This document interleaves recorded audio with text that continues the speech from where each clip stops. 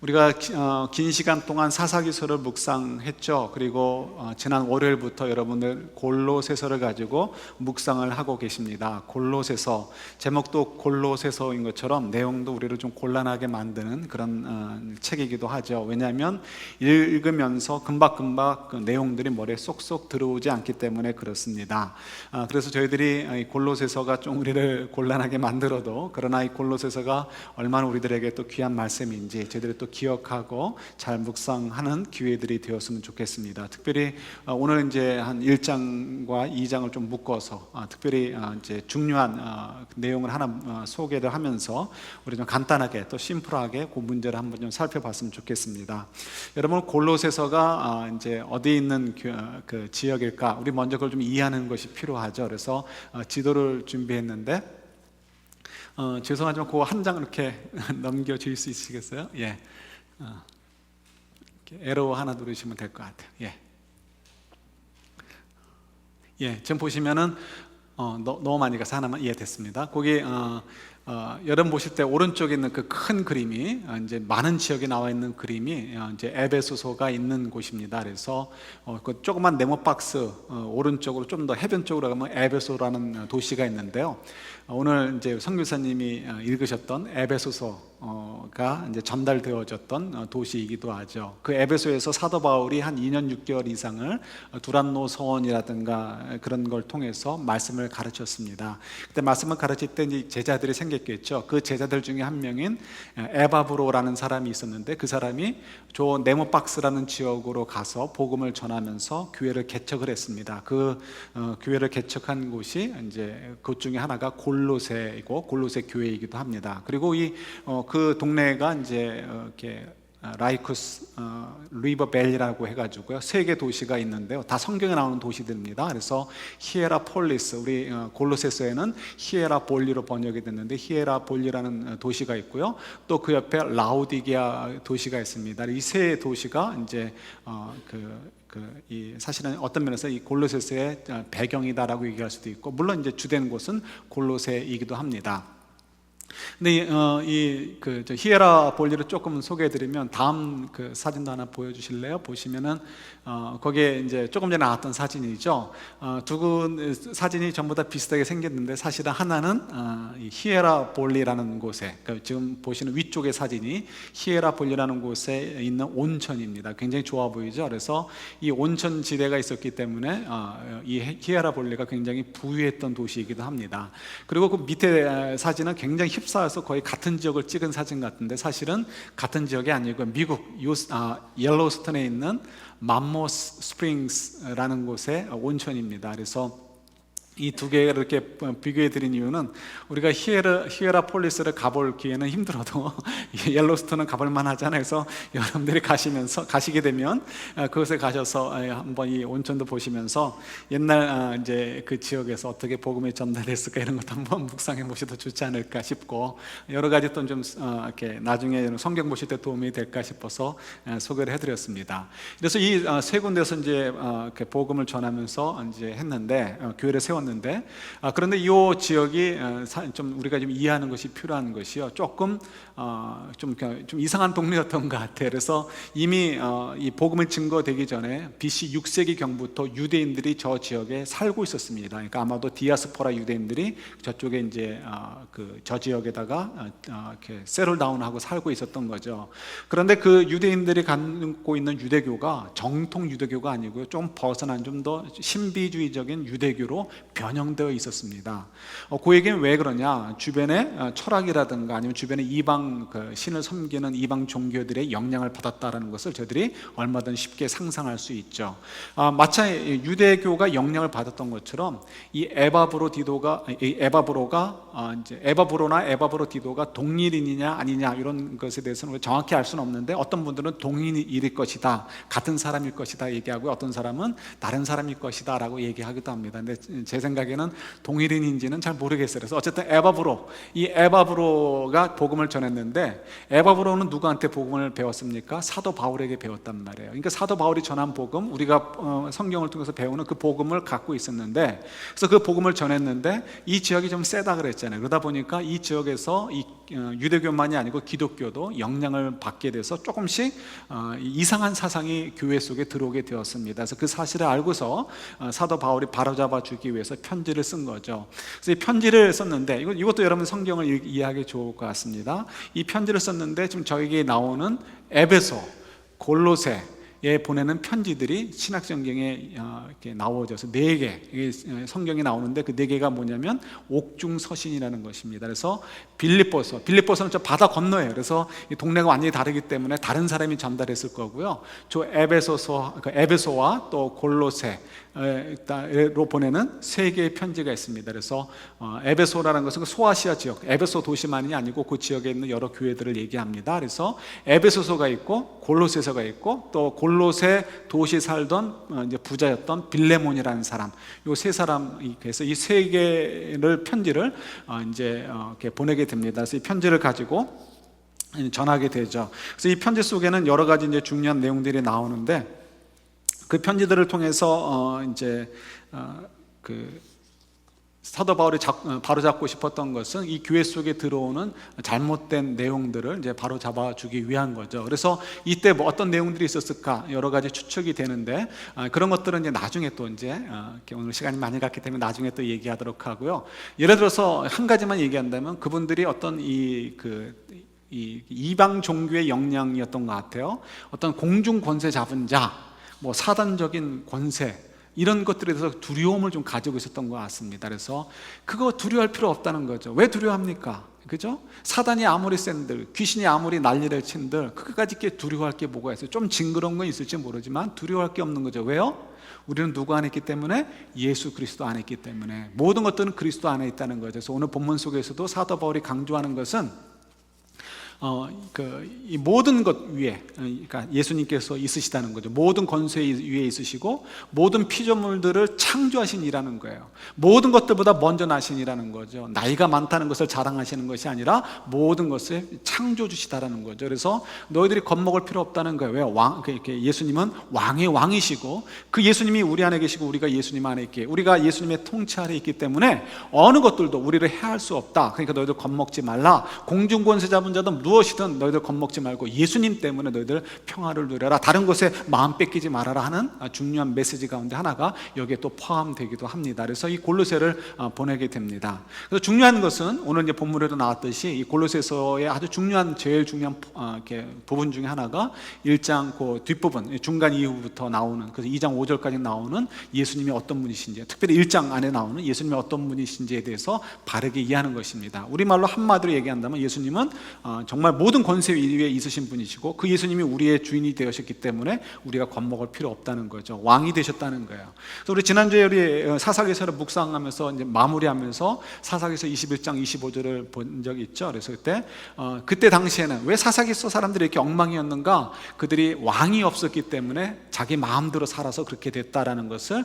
우리가 이렇게 함께 읽었고 묵상을 했습니다. 근데 그때 왕이라는 것은 결국 성경의 저자이신 성령께서 우리에게 알려주고 싶으신 것은 예수 그리스도시라는 거죠. 그래서 예수 그리스도가 없는 사람들은 지금이나 그때나 똑같아요. 그냥 뭐 사사기 시대 사람들과 좀 다른 모양으로 살던 같은 모양으로 살던 중요하지 않습니다. 예수님을 모르는 사람들은 결국 자기의 인생의 고를 삼고 세우고 그 인생을 고를 성취하고 해서 사는 인생이 되어버리기 때문에 하나님을 기쁘시게 하는 삶을 살 수가 없는 거죠. 다 죄인들이고 하나님의 심판 아래 누릴 수밖에 없는 거죠. 그러나 예수를 왕으로 모신 자, 그러니까 예수님이 누군지를 알아서 예수를 이렇게 받아들여서 예수님이 나의 왕이십니다라고 고백하는 사람들은 자기 마음대로 살지 않죠. 왜요? 왕이신 예수님의 뜻대로 살기 때문에 그렇습니다. 그래서 우리가 골로새서 성도들에게 너희들 겁먹지 마. 뭐 어떤 권세자들, 공중 권세를 잡은 자들이든 로마의 권세를 잡은 자들이든 염려하지 마. 그들보다도 위에 계신 이가 예수님이야라는 것이 위로가 된다고 말씀을 드렸어요. 그런데 그것이 자칫 잘못하면 왕이신 예수님께서 나의 보호자가 되어주신다는 것으로만 이렇게 좁게 생각하고 지나가면 되는 것이 아닌 거죠. 성경에서 왕이시다라고 얘기할 때는 그것을 뛰어넘는 것입니다. 그래서 예수님께서 우리의 왕이 되셨다는 얘기는 예수님이 우리 안에 거하고 우리가 예수님 안에 산다는 것, 이것이 그대로 실제라는 것을 얘기해 주는 거예요. 우리가 눈에 보이지 않지만 우린 예수님 안에 거하고 있고 예수님은 우리 안에 거하고 계셔요. 성령님을 통해서. 그렇죠? 그래서 우리가 겁먹을 필요가 없는 거예요. 아무리 악한 사단은 권세가 와도 우리가 좀 깜짝 놀라는 순간이 있을지 모르지만 결단코 우리를 이길 수 없다는 거예요. 우리 안에는 하나님이 계시기 때문에, 예수 그리스도가 계시기 때문에 어떤 권세도 우리를 이기지 못한다는 거예요. 심지어 우리 육체의 생명을 뺏어간다 할지라도 영원한 생명은 터치할 수 없다는 거죠. 하나님 안에서의 그 무한한 사랑은 어느 누구도 끊을 자가 없다라는 거죠. 근데 이것이 자칫하면 우리에게 필요한 것으로만 이렇게 활용되는 말씀으로 이해할 수 있는데 그게 아닌 거죠. 이 말씀은 곧 예수님께서도 내 안에 거하셔서 나를 보호하시고 나와 함께 해주시듯이 나도 예수님 안에 있기 때문에 어떻게 이제는 내 마음대로 사는 것이 아니고 예수님을 왕으로 인정해 드려서 주도권을 예수님께 드려서 예수님이 기뻐하시는 뜻대로 산다는 거예요. 그것이 얼마나 중요한 얘기인지 이 골로새서의 내용 가지고 한번 얘기를 해보도록 할게요. 골로새서를 가지고 이제 그 편지를 가지고 가는 사람은 두기고입니다. 이 두기고는 아까 얘기했던 세 개의 편지, 에베소서, 골로새서, 빌레몬서, 이 세 개의 편지를 가지고 로마로부터 지금 이 지역으로 방문하고 있는 사람입니다. 근데 이 두기고가 갈 때 혼자 가지 않고요, 오네시모라는 사람과 동행을 합니다. 근데 이 오네시모의 정체는 뭐죠? 원래 신분은 도망한 노예예요. 도망한 노예, 우리가 지금 이거를 이해하는 것이 참 어렵습니다. 그런데 이 도망한 노예다는 것은 그냥 우리가 상상할 수 있는 최악의 상황보다도 더 최악의 상황이 도망간 노예의 이렇게 신분입니다. 그는 그냥 잡히면은 그걸로 끝나는 거예요. 그냥 끝나는데 어떻게 끝나느냐? 죽도록 매맞다가 죽든지, 아니면은 더 아주 험악한 곳으로 팔려간다든지, 아니면 뭐 이렇게 직결 처분을 맞아서 죽임을 당하든지, 아니면 팔다리 하나를 끊어버리든지, 뭐 이런 것이 도망한 노예들의 처지인 거죠. 이건 노예라는 것은 인간이 아니고 인권이 없습니다. 인권도 아니고요, 그냥 물건이고요. 동물이나 강아지나 뭐 어떤 그 동물하고 별로 차이가 없는 경제력 때문에, 그러니까 이 생산력 때문에 그것보단 좀 비싸지만, 강아지보단 비싸지만 동격인 것이 노예에 지나지 않는 거죠.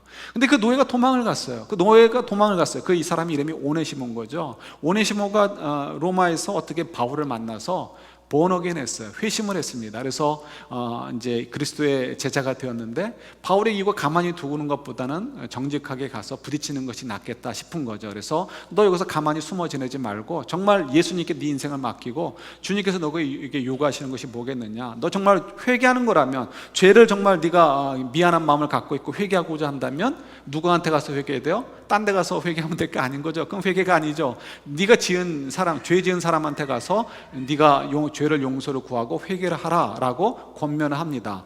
이거를 오네시모가 받아들인 거예요. 이건 정말 굉장한 믿음입니다. 무엇 때문에? 그가 예수를 왕으로 인정하기 때문에. 예수님께서 모든 권세보다 위에 있는 분이고 나는 예수님 안에 있다는 것을 믿기 때문에, 내가 설사 죽는다 할지라도 주께서 거기에 대해서 나를 포기하지 않으실 것이고 정말 나에게 주시는 그 영생에 대한 그 기쁨을 나에게서 뺏어갈 것이 아무것도 없다라는 그 믿음, 하나님의 자녀된 그 영원한 그 하나님의 자녀된 그 기쁨이 있으니까 오네시모가 예 하고 순종하고 자기 고향 땅으로 돌아갑니다. 이제 그 주인이 있는 집으로, 골로새로 가는 거죠. 정말 굉장한 믿음입니다. 그도 굉장한데 또 이렇게 빌레몬서에서도 또 이 골로새에서 연결하면 또 아는 것처럼 이 빌레몬이라는 사람에게 사도 바울이 요구하는 것도 굉장합니다. 빌레몬에게 뭘 요구합니까? 빌레몬과 사도 바울이 얼굴을 서로 아는지는 모르겠어요. 아마 몰랐을 확률이 굉장히 높습니다. 뭐 사도 바울이 그 지역을 방문한 적이 없으니까요. 물론 빌레몬이 돈이 많은 사람이었으니까 얼마든지 에바브로에게 전도를 받은 다음에 우리 스승에게 한번 찾아가 봐라 하는 얘기를 듣고서 에베소를 방문했을 가능성도 충분합니다. 그러나 이런저런 것들의 정황을 볼 때는 제 생각에는 빌레몬과 이 사도 바울이 만났을 확률은 별로 없습니다. 그런데 지금 이 바울이 빌레몬에게 편지로 뭘 얘기합니까? 너 지금 내가 이 편지와 함께 오네시모를 보내는데 이 오네시모가 너네 집에서 도망간 노예 아니냐, 그래 너 그 사람 좀 용서해 주어라 정도가 아니고요, 그 다음에 어떡하라고요? 그를 형제로 맞이해라. 그리스도 안에서 형제로 맞이해줘라. 그 얘기는 어쩌면 자유인으로 풀어주고 이제 그 형제로 네가 이제 동등하게 대우해줘라, 이런 얘기가 포함이 될 수 있는 거죠. 여러분, 이거 쉬운 일 같습니까? 우리 생각에는 아멘 하고 감동되어서 끝날 것 같은데 이게 쉬운 일이 아닙니다. 이 골로새라는 도시가 얼마나 컸을지 모르지만 이 골로새라는 도시에서 노예 하나가 도망갔으면 다 소문났을 거예요. 근데 그 노예가 돌아왔다, 또 소문 다 돌겠죠. 근데 이 골로새라는 그 빌레몬이라는 사람이 예수를 믿더니 이 사람을 용서해주고 자유인으로 풀어줬대, 형제로 맞아줬대. 이렇게 되면 어떻게 되겠습니까? 난리가 나는 거죠. 그러면 이 가진 사람들은 어떻습니까? 본능적으로 자기들의 질서를 지켜야 되니까 이 빌레몬을 굉장히 유혹하게 될 거라고요. 저 굉장히 자유주의적인 사람이고 질서를 파괴하는 사람이고 이렇게 도시를 문란하게 만드는 사람이다라고, 어쩌면 그 사람과 비즈니스도 끊을지 모르고 있고요. 조롱하는 일들, 핍박하는 일들이 벌어지는 것은 뭐 십중팔구 뻔한 일입니다. 그것만이 아니죠. 더더욱이 그 집에도, 빌레몬의 집에 오네시모만 있었겠습니까? 그 밖에 많은 종들이 있었을 거예요. 이 주인이 교회를 가면 이 종들은 어떻게 합니까? 종들도 꾸러미째로 같이 교회를 간단 말이에요. 그게 당시 이제 법이죠. 주인이 종교를 어느 걸 택하면 종들도 다 그 같이 이제 믿는 거예요. 그러면 이 교회를 갔을 때 이 빌레몬만 간 게 아니고 종들도 갔을 확률이 굉장히 높은 거죠. 근데 거기서 이제 소문이 나고, 물론 집에서도 소문이 났겠죠. 도망간 오네시모, 우리도 아는 사람이에요. 그 노예들의 입장에서 우리도 아는 노예, 그러니까 오네시모가 도망갔다가 로마까지 갔다가 돌아왔는데 지금 주인이 이 사람을 용서해 줄 뿐만 아니라 형제로 맞이해 준다. 그럼 나머지 종들은, 노예들은 어떤 생각을 가질까요? 야, 우리라고 뭐하러 저렇게 오네시모처럼 도망가지 않고, 아니면 오네시모처럼 우리도 자유를 달라라고, 우리도 형제처럼 대우해 달라고 얘기하지 않고 우리가 왜 종으로, 노예로 살아야 되느냐? 얼마든지 데몬스트레이션이 일어날 수 있죠. 이게 동기가 얼마든지 충분히 불꽃이 일어날 만하죠. 그래서 이제 사도 바울도 이 사실을 알았던 것 같아요. 이 빌레몬이 이 말씀을 순종한다는 것, 오네시모를 용서해 준다는 것, 그리고 그를 형제로 맞이해 준다는 것이 얼마나 힘든 일인가를 알았던 것 같아요. 그래서 우리 이게 3장 끝부분에 보면, 빌레몬서 3장 끝부분에 보면 이런 내용들이 나옵니다. 아내들이여 그러니까 남편에게 뭐하라? 순종하라. 그 다음에 남편들이여 아내를 어떻게 하라? 사랑하라. 그 다음에 나오는 것이 자녀들이여 부모에게 순종하라. 그 다음에 나오는 건 뭐예요? 부모들이요 자녀들을 노엽게 하지 말라. 네 마음대로 하지 말라 이거죠. 그러니까 지금 이 넉 절을 통해서 이 부부관계, 부모와 자녀 관계를 얘기하는데, 이때는 다 어떻습니까? 상호관계예요. 너는 이렇게 해라, 상대방은 또 이렇게 해라. 너는 이렇게 해라, 상대방은 이렇게 해라. 한쪽에게 이렇게 하고 또 다른 쪽엔 또 이렇게 해라. 이런 식으로 서로 상호적으로 서로 복종해야 될 내용들을 던져줍니다. 그런데 그 다음에 나오는 것은 종에 대한 이야기인데, 종에게 뭐라고 얘기했냐면 너희들 주인을 섬길 때 진심으로 섬기라는 거예요. 예수님을 섬기듯이, 신앙생활하듯이 진심으로 종을 섬기라는 거예요. 그러면서 주인에게는 종을 어떻게 하라는 얘기는 생략해버렸습니다. 그 얘기는 없어요. 그 얘기는 뭐냐? 지금 오네시모를 용서해주는 문제가 골로새에서 얼마나 큰 문제가 될 것이라는 것, 사회적인 파장이 될 것이라는 것을 어떻게 해요? 이 바울도 알고 있는 거예요. 그러니까 오네시모 용서해주는 것만으로도 이미 충분하다는 거죠. 그래서 그걸 좀 덮고, 물론 이 노예제도는 옳지 않은 거예요. 그러니까 사도 바울도 오네시모를 용서해주라라고 얘기하고 형제로 받아주라는 거죠. 그러나 지금 사도 바울에게 있어서나 예수님에게서 더 궁극적인 지금 우선순위는 노예제도를 폐쇄하는 것이 아니고 뭐예요? 예수의 복음을 증거하는 거예요. 그리고 제도 같은 게 폐쇄되는 것은 복음이 확산됨을 통해서, 빌레몬과 같은 사람이 한 사람 한 사람 늘어남을 통해서 언젠가는 결국은 변화되게 될 것이죠. 그러니까 우선순위가 어디 있는지를 우리가 이제 잘 알아야 되고, 사도 바울도 그걸 따라서 지금 진행하고 있는 거예요. 그래서 이 파장이 너무 클 것을 아니까 그 파장을 잡기 위해서 함께 읽어야 될 내용 가운데 종들에게 여러 절에 걸쳐서, 한 절이 아니에요, 여러 절에 걸쳐서 너희들 정말 주인에게 충성해라, 정말 정직하게 충성하고 최선을 다해라,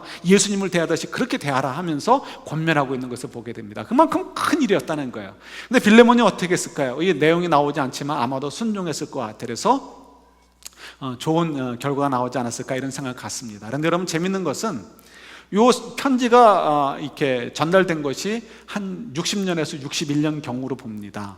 그런데 바로 편지를 받고 나서 얼마 안 있어서 같은 61년도에 그 지역에 굉장히 커다란 지진이 발생이 되었습니다. 발생이 돼가지고 얼마나 도시들이 처참하게 뭉개졌는지, 네로 황제, 그때 네로 황제가 네로였는데 네로 황제가 히에라볼리, 그 히에라폴리스에게 은총을 내립니다. 어떤 은총을 내리냐면 너희들 도시를 재건할 수 있도록 우리 로마 정부에서 내가 돈을 지원해 줄게라고 약속을 해줍니다. 그랬더니 히에라폴리스 사람들이 거절을 합니다. 불충해서 거절한 게 아니고 우리 능력이 있다는 거죠. 그래가지고 우리 힘으로 충분히 재건할 수 있으니까 당신의 도움 필요 없습니다라고 이렇게 거부합니다. 실제로 그래서 히에라폴리스는 자기들의 그러니까 재정적인 능력을 가지고 다시 도시를 재건을 합니다. 그만큼 이제 돈이 있었다는 거죠. 그러나 골로새는 불행하게도 이때 다시 재건되지 못합니다. 굉장히 많이 이렇게 망가졌는지 그래서 역사 속에서 이제 사라지게 되어주고 맙니다. 이 골로새라는 도시가 이제 멸망을 하게 되고 만 거죠.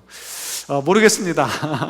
과연 그 지진의 그 속에서 이런 모든 일들, 오네시모를 용서해줘라 했던 그런 일들, 어쩌면 골로새에 굉장히 큰 파장이 났을 텐데 그런 일들이 과연 그 대지진과 더불어서 어떻게 사람들의 마음속에 기억났을까, 이런 생각을 다시 한번 또 이렇게 우리 상상을 해보기도 하는 거죠. 중요한 것은 굉장히 어려운 일이었다는 거예요. 그러나 그것을 요구하고 순종할 수 있는 것, 오네시모나 빌레몬 모두가 순종할 수 있었던 것, 따를 수 있었던 것, 무엇 때문이라고요? 우리가 오늘 본문에도 나와 있고 그 뒤에도 나와 있는 것처럼 예수는 누구시다? 왕이시다는 거예요. 예수는 왕이기 때문에 그렇게 된다는 거예요. 그럴 수 있다는 거예요. 그것이 복음의 핵심이기도 한 것입니다. 우리 마음대로 사는 것이 아니고 이제는 내가 볼 때는 이거 정말 속된 표현으로 미친 짓이다라고 느껴지는 것이라 할지라도 예수님이 왕이기 때문에, 예수님이 모든 권세보다 뛰어난 분이기에 예수의 말씀이라면 어떤 문화도 그 앞에 무릎을 꿇어야 되고, 어떤 가르침도 무릎을 꿇어야 되고, 어떤 권세도 무릎을 꿇어야 될 것이기에, 지금 당장은 그들이 힘이 있는 것처럼 보여도 결국은 다 예수 그리스도 앞에 무릎 꿇을 것이기에 나는 예수의 길을 걸어야지 하는 것, 그것이 바로 예수를 왕으로 모시는 것이다 하는 것을 우리가 이제 다시 한번 생각해 보게 되는 거죠. 저희가 필립 얀시의 책 하나님의 놀라운 은혜를 가지고 이렇게 계속 말씀을 묵상하면서 이제 막바지에 이르렀습니다. 다음 주로 끝입니다. 그래서 좀 섭섭한 마음이 있는 것 같아요. 은혜에 대한 많은 묵상들을 했고요. 중요한 것은 이제 이 은혜를 어떻게 나누냐는 것입니다. 이게 참 어려운 거죠. 필립 얀시가 소련이 막 붕괴됐을 때, 그러니까 러시아를 방문했다가 오는, 미국으로 돌아오는 비행기 안에서, 그러니까 한 30여 년 전이겠죠. 비행기 안에서 이런 생각을 했다고 하죠. 자기는 지금 미국 교회들은 막 그냥 그 의회를 걱정하면서, 백악관을 걱정하면서 낙태를 이렇게 허용하지 않는 법을 지켜야 된다, 뭐 이런 식으로 자꾸 의회를 걱정하고 하는데, 자기는 그런 의회를 걱정하지 않는다는 거예요. 의회 건물, 백악관 건물 대리석으로 만들어졌죠. 그래서 자기는 미국에서 대리석으로 만든 벽들 안에서 벌어지는 일은 걱정하지 않는다는 거예요. 법이 어떻게 되든 중요하지 않다는 거죠. 자기가 걱정하는 것은 이 나무 벽들, 저희 교회도 그렇지만 미국 교회들 대부분이 나무 벽들 안에 있잖아요. 나무 벽들 안에서 벌어지는, 교회 안에서 벌어지는 일들이 걱정이 된다는 거예요. 자기 생각에는 아무리 생각해도 미국 교회, 그 나무 벽들 속에서 행해지는 것들을 보면은 미국 교회를 통해서 정말 미국 땅에 이 하나님의 은혜가 전달되어질까, 하나님의 은혜가 이렇게 나누어질 것인가에 대해서 아무 소망이 없다라는 거예요. 마침 그때에도 우리 한국에도 한때 그런 얘기 있었죠. 무슨 큰 재해가 일어나면, 이게 뭐 때문에 그러는 거다, 하나님 벌 주시는 거다. 그래서 미국에서도 커다란 허리케인이 와가지고 어느 지역을 쑥대밭을 만들었나 봐요. 그때 당시에. 그때 이제 그 보수주의에 있는 목사들이 그렇게 얘기했다는 거죠. 이게 지금 낙태법을 우리가 잘 보호하지 못해가지고 하나님 우리에게 벌 주시는 거다. 이런 황당무계하고 사단이 주는 생각만 가지고 얘기하니까 어떻게 해요? 점점 사람들이 교회로부터 등을 돌리게 되어지고, 하나님의 그 권능과 하나님의 사랑과 하나님의 그 놀라운 능력들, 하나님의 그 위대하심을 생각하지 못하고 엉뚱한 것만 가지고 생각하니까 점점 하나님을 멀리할 수밖에 없는 그런 안타까운 현실들을 보게 되는 거죠. 그래서 정말 너무 안타까운 거예요. 지금도 우리가 그런 것을 못 보았는 것은 아닌지 모르겠습니다. 그러나 그 가운데서도 필립 얀시가 얘기하고 싶은 것, 그 자그마한 그 깨어있는 사람들 때문에 우리가 소망을 가져야 되고, 그 자그마한 부분들을 우리가 메꿔야 된다라고 얘기하는 거죠. 그래서 그분의 표현이 참 재밌는 표현인 것 같아요. 햄 한 덩어리를 만들기 위해서는 소금이 한 삽이 필요한 것이 아니라는 거죠. 얼마큼 필요해요? 조그만 티스푼 같은 거로 소금 한 스푼이면 필요하지 않을까 싶어요. 그것도 우리가 요즘 짜다고 해서 로소듐을 얼마 찾습니까? 저도 너무 좋아하는데 너무 짜가지고 안 먹어요. 로소듐을 더 로소듐으로 만들었으면 좋겠다 싶을 정도로 정말 한 덩어리의 햄을 짜게 만드는 데는 한 삽의 소금이 필요한 것이 아닌 거죠. 예수님도 그걸 잘 알으셨다는 거예요. 그래서 예수님께서도 이 땅을 떠나실 때 12명만은 아니지만 소수의 사람들 100여 명 정도밖에는 남겨놓지 않고 하늘로 올라가셨어요. 그러나 그 사람들 때문에 결국은 복음이 확산되어져 가지고 그 소수가 짠맛을 내게 되니까, 그 소수가 나는 예수 그리스도가 왕이십니다라는 고백 속에서 예수의 말씀을 따라 로마의 문화에 대해서도 거부하고, 로마의 정치에 대해서 거부하고, 로마의 경제 시스템에 있어서 거부하면서 하나님의 그 백성으로서의 삶을 끝까지 살려고 하니까 어떻게 해요? 그냥 결국 로마 제국이 그 소수에게 두 손을 들어버리고 말게 되죠. 예수님께서도 그 사실을 아니까 이제 겨자씨의 비유처럼 소수만 있어도 이 세상을 짜게 할 수 있고, 소수만 있어도 큰 나무를 이루어서 수많은 새들이 와서 쉬게 할 수 있다는 것을 아시니까 소수를 남겨놓으셨다는 거예요. 그것이 저희들에게 굉장히 중요한 메시지가 될 수 있습니다. 우리는 왜 이렇게 점점 그러니까 이 크리스천들의 숫자가 줄어들까 염려할 필요 없어요. 중요한 건 뭐냐? 우리가 왜 짠맛을 잃었냐는 거에 대해서 승부를 걸어야 되는 거예요. 그 짠맛을 잃었기 때문에 숫자가 주는 것이고, 이 세상이 점점 그 짠맛을 잃어가는 만큼 더 부패해지고 더 악해지는 것, 이거 우리가 피할 수 없는 것이죠. 그래서 우리가 소수라도 우리가 그 은혜로 짠맛을 내는 것, 우리가 더 피켓을 두고 막 그냥 혈기 왕성해가지고 핏대 세우면서 외치자, 이게 아니죠. 이건 여러 번 우리가 묵상했어요. 어떻게 하면 예수의 은혜를 가지고 내가 감동되어져서 이 예수의 은혜를 나눠주는 삶을 살 것인가 하는 것에 대해서 우리가 승부를 걸어야 된다는 거. 그때 짠맛이 나서 이 세상을 좀 살릴 수 있다는 거죠. 제가 저거 나눠드린 거 있죠? 우리 맨 마지막 패러그래프 보세요. 맨 마지막 문단 보시면 검정점 있고요. 이렇게 시작되는 것이 있습니다. 교회가 더 좋은 길이 보이는 창문 대신, 그죠? 더 좋은 길이 보이는 창문 대신 주변 세상을 그대로 비추는 거울을 들고 있을 때가 얼마나 많은지 모른다. 이래가지고는 안 된다는 거죠. 그 다음에는 제가 세상은 뭐뭐하면, 그럼 여러분들은 교회는 뭐뭐할 것이다를 읽어주시는 거예요. 그죠? 이해되시죠? 자, 세상이 악명 높은 죄인을 멸시하면, 세상이 가난하고 고통받는 이에게 도움을 끊으면, 세상이 사회의 밑바닥 인생을 모욕하면, 세상이 이익과 자기 만족을 구하면, 세상이 복수를 요구하면, 세상이 갈라지면, 세상이 적을 짓밟으면, 얼마나 어려운 일들입니까? 정말 어려운 일들입니다. 사도 바울의 권면을 받고 자기 주인 집으로 돌아가는 도망자 오네시모의 마음처럼, 도망갔던 노예인 오네시모를 용서하고 자기의 형제로 받아주라는 권면을 받아들여야 되는 빌레몬이 얼마나 힘들었을까 하는 그 힘듦처럼, 저희들도 이 은혜를 베푸는 삶, 이 세상 속에서 소금의 역할, 빛의 역할, 복의 근원의 역할을 하는 것이 실제로 얼마나 어려운 것인가를 저희들이 다시 한번 느껴지게 되는 거죠. 그러니까 우리는 자꾸 쉬운 것만 생각하려고 해요. 전도지나 뿌리면 되겠지. 아니에요. 그거 안 해도 돼요. 중요한 건 뭐냐? 우리가 이런 소금의 역할, 복의 근원의 역할을 하는 거예요. 그럴 때 자연스럽게 이 세상이 변화될 것이고요. 이렇게 무디가 얘기한 것처럼 100사람 중 하나가 성경을 읽으면 나머지 99은 그리스도를 읽는다. 우리를 보면서 그렇게 은혜를 베푸는 저희들의 삶을 통해서 예수님께로 나오게 되는 일들이 벌어지게 되는 거죠. 우리 지난주에도 얘기했듯이 올 가을 겨울은 저희들이 우리 히즈 버스데이 때 우리 그동안 여러 해 동안 이렇게 가정폭력 희생당한 분들을 위해서 우리 기프트 카드를 모아서 드렸는데, 올해는 이제 그것이 이제 끝나고요. 우리 이렇게 교도소 사역을 하는 곳으로 이제 옮기려고 합니다. 그래서 빠르면 다음 주부터 이제 정식으로 결정을 해서 광고를 드리려고 하는데요. 여러분, 놀랍게도 대화를 그 목사님과 한번 나누다 보니까요, 이제 저희 교회도 한번 모시려고 하는데, 그 목사님과 말씀을 나누다가 이제 그런 질문했습니다. 주변에 그 교회들, 백인 교회들을 비롯해서 미국 교회들이 큰 교회가 얼마나 많이 있습니까? 함께 좀 사역하면 더 좋지 않습니까? 그랬더니 얘기를 하시는데, 이미 했다는 거예요. 연락을 했는데, 연락하면 이제 큰 교회니까 더 그러겠지만 누구를 소개해주겠다, 누구를 소개해주겠다, 담당자를 소개해주겠다, 담당자를 소개해주겠다 하다가 끝나버린다는 거예요. 그럼 연락이 안 온다는 거예요. 왜? 결국은 시스템의 문제가 아니고 뭐가 없다는 거예요? 하트가 없다는 거예요. 하트가. 더 이해되는 것은 그분들은 우리들보다, 특히 이제 그 지역에 있는 살리나스라는 곳에도 큰 교회에도 연락을 했다는데, 그 교회 분들도 보면 우리보다 더 이 제일에 있는 분들이 어떤 분인지를 아는 거죠. 그러니까 사실 저희들도 그 사람들이 그 600명이라는 분들이 5,000명 제소자 가운데 600여 명이 교회로 온다고 하잖아요, 주일마다. 그분들이 어떤 죄를 졌는지를 안다면 도울 마음 없을 것입니다. 그죠? 그들 중에는 폭행죄, 뭐 말할 수 없는 그 죄들이 얼마나 많이 있겠습니까? 그분들 그 거친 모습을 보면 우리가 움츠려들고 도망가고 싶고 우리를 보호하고 싶지, 그들에게 다가가서 사랑을 나누고 싶은 마음이 없죠.